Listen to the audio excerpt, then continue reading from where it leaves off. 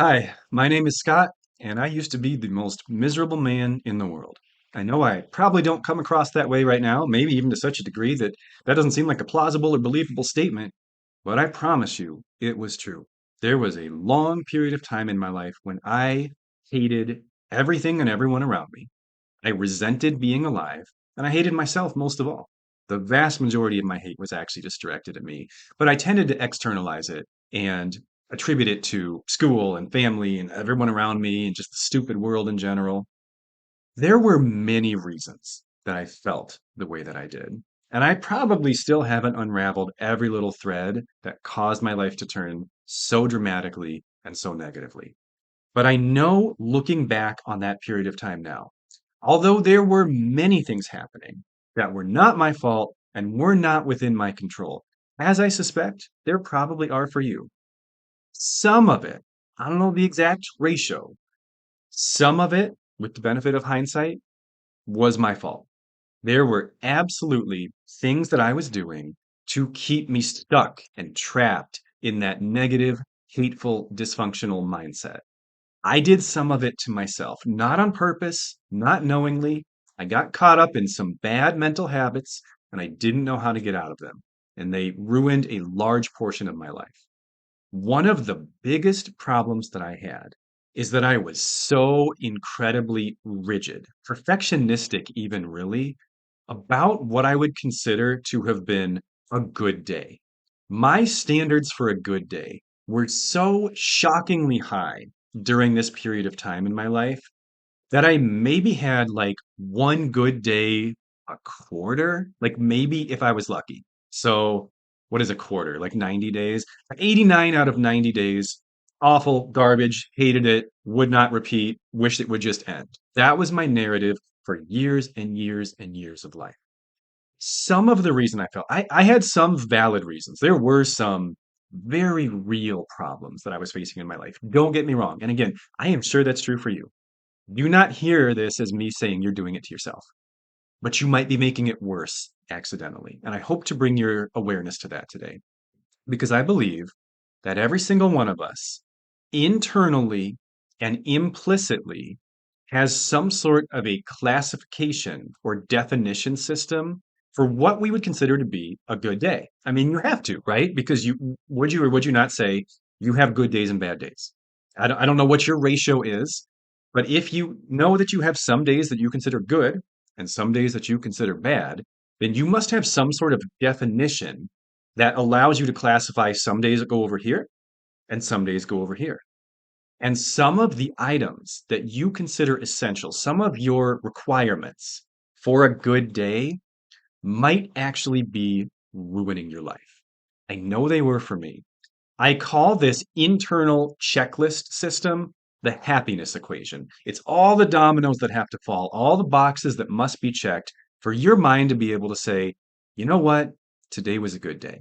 And this matters immensely because if, like me, during the period of time I'm referencing, if you look back on your recent history and you see almost exclusively bad days, very little reason to have hope, optimism, reason to keep trying, it's very demoralizing. It seems like there's no point in trying. There's no point in putting time and energy into my life. There's no point in trying to better myself because no matter what I do, it seems like almost every day is awful.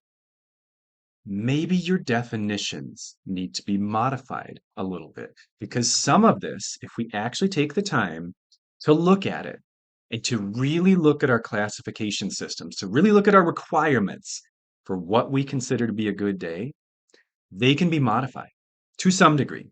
And if modifying them causes you to change your appraisal of your frequency of good to bad days, that can change everything.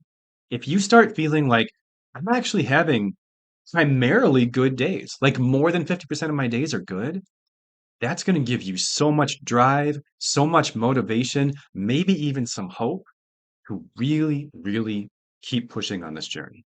And so today I'm going to share with you the four tools that I've used in my own life to simplify and modify my happiness equation to go from being miserable 99% of the time to having mostly good days. The first step is probably a pretty obvious one. We have to make the subconscious conscious. We have to make the implicit explicit. In other words, you have to actually define, like in a way that anyone could look at and understand, what are your criteria for a good day? So the way I did this is I literally just I took a notebook and I wrote down everything. The easiest way to think of it is think of all the bad days you've had and what made them bad. Because then the opposite of that is probably a requirement to have a good day, right? So my checklist for a good day used to be something along the lines of the weather was exactly between like 66 and 68 degrees, not too sunny because I hated the sun. No one looked at me weird. I didn't have any difficult classwork to do. I essentially had control over everything I did. I'm not going to even say the whole thing. It'll take me like 5 minutes to even tell you the whole thing. It was such a ridiculously long list of things that it almost never happened.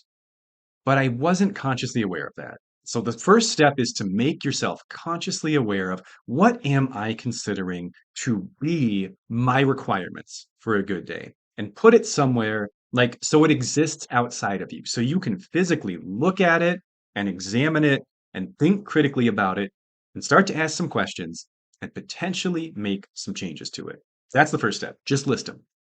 The second step is to look at this list you've created and ask yourself, is there anything on here that I am considering a requirement for me to have a good day that really has nothing to do with me at all? Something that is only relevant to the quality of my life because I have deemed it relevant and there is nothing else connecting me to this thing. That was a little out there. So let me explain what I mean by that. I'll give you a few examples. Here's a recent example I saw. As many of you may know, I live in Iowa. And as some of you may know, the Iowa women's basketball team has been quite good the past 2 years, and they have made it to the NCAA championship game the past 2 years in a row. They also have lost the championship game the past 2 years in a row. And although I didn't personally watch those games, I know from talking to people and from social media that the fact that Iowa lost those games last year and this year ruined many people's day, maybe even many people's weeks or months. And although I do understand that being a sports fan can be fun, if your team winning a game, even a championship game, is a requirement for you to have a good day, well, you're going to end up having a lot of bad days that have absolutely nothing to do with you. Because those athletes don't know you, don't care about you, are probably trying their best. Like, I don't think they lost just to piss you off. That seems unlikely. And so, if your happiness and the frequency of good to bad days is in the hands of people who are anonymous, impartial, and irrelevant to your life, or maybe you are to them, I guess, why does that need to be a bad day? Why do we want to create that as a requirement for us, for our lives to be satisfactory, for us to feel contentment? And I am not picking on sports fans because you see this all over the place. I know way more people whose days, weeks, or even months were ruined by the way Game of Thrones ended, or that thing we're not going to talk about that happened in The Last of Us 2, or I could go on and on and on. Pick any fandom. I don't care. I don't care if it's sports, gaming, anime, TV shows.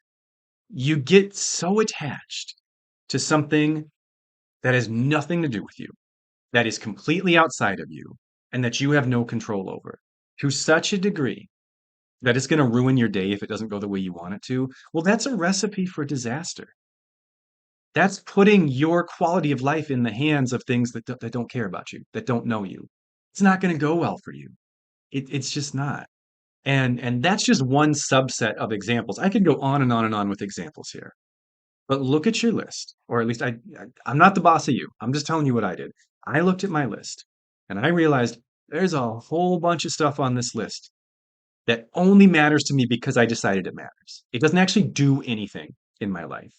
And when I took those things off my list, and that doesn't mean you have to stop watching sports. It doesn't mean you have to stop watching or playing video games. It means you have to stop making your happiness and your quality of life contingent upon the outcomes of those things. That's all I'm saying. I'm not saying you have to ditch your hobbies. When I took those things off my list, it was so liberating. When I realized I don't have to like white knuckle every Vikings football game because that's a roller coaster. It changed everything for me. My list got so short. And the shorter your list gets, the more good days you're going to have. And the more good days you have, the more your motivation is going to be to continue to work, to continue to get better, to continue to make changes because you're actually going to see some growth. You're actually going to see some progress. You're actually going to see some light at the end of the tunnel. And it's so stressful to try to check all these boxes every day or even just get them checked because some of them you don't even control. So eliminate anything from your list. I'm being the boss of you again. I eliminated everything from my list that was only on there because I decided it belonged on there. It had no other reason to be there. The third thing that I did is I created essentially a third column. So, like when you have this happiness equation, you're saying, here are the things I need to have a good day. You're also essentially saying, like, anything not on this list is irrelevant to me. Either I need it or I don't care about it.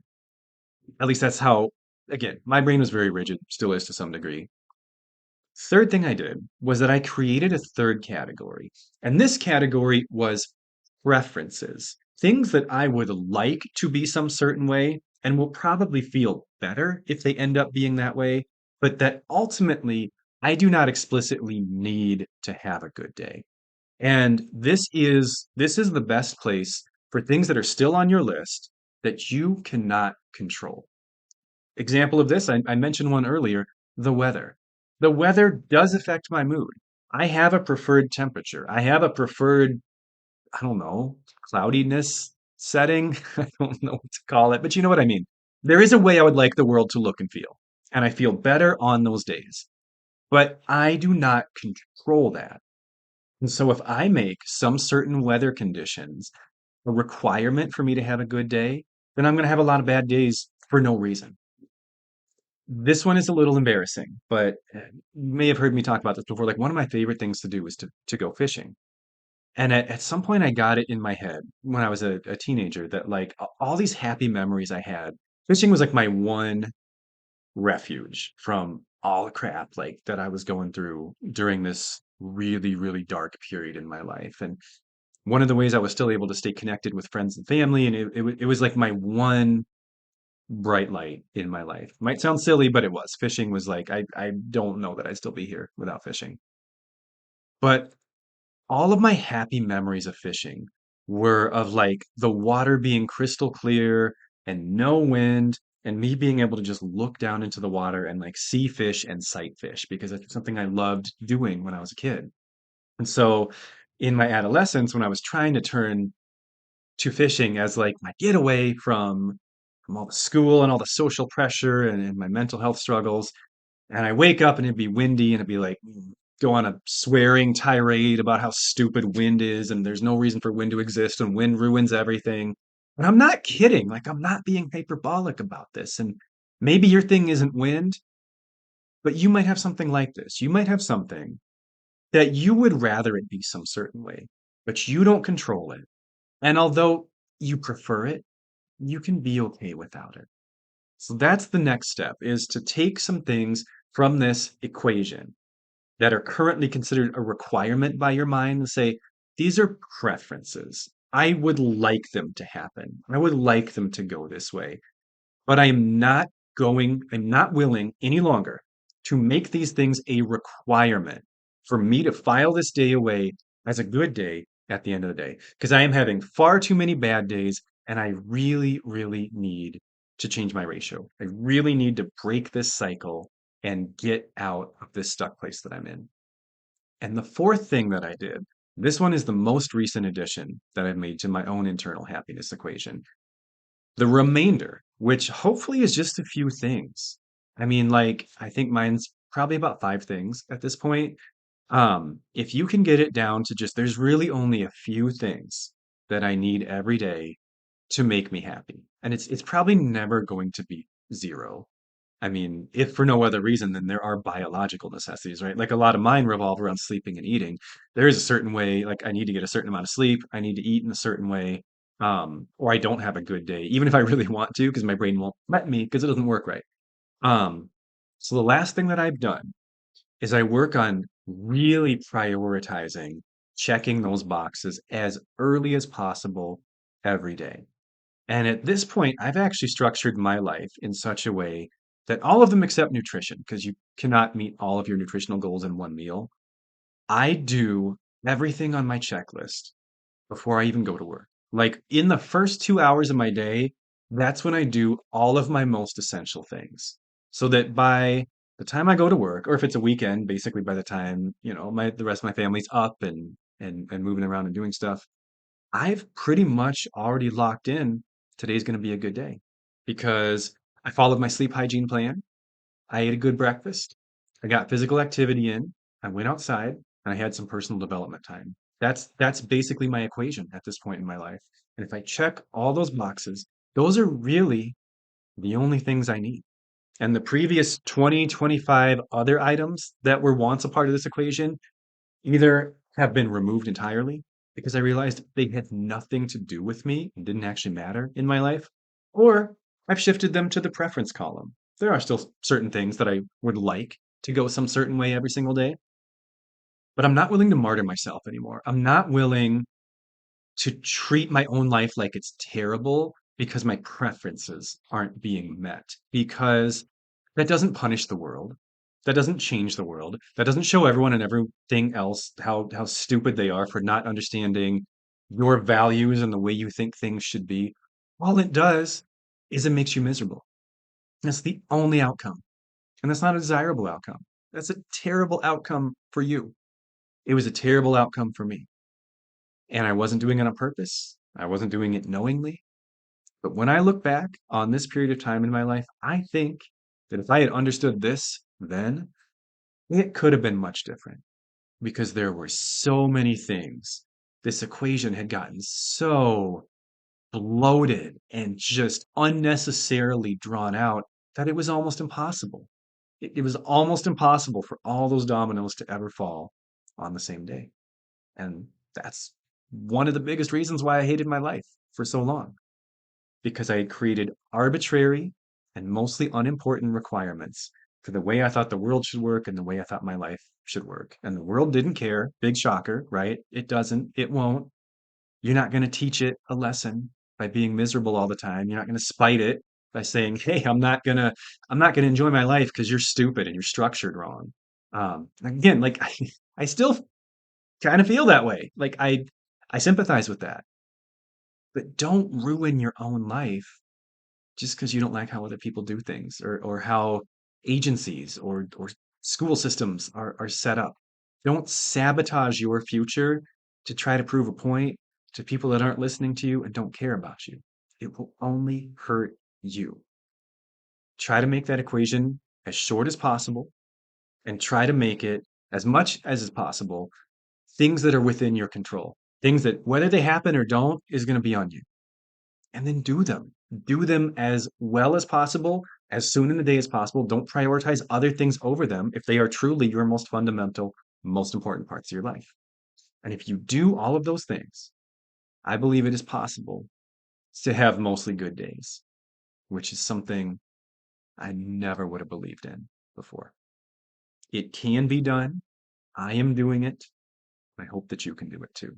I believe in you. Take care, and I will see you next time.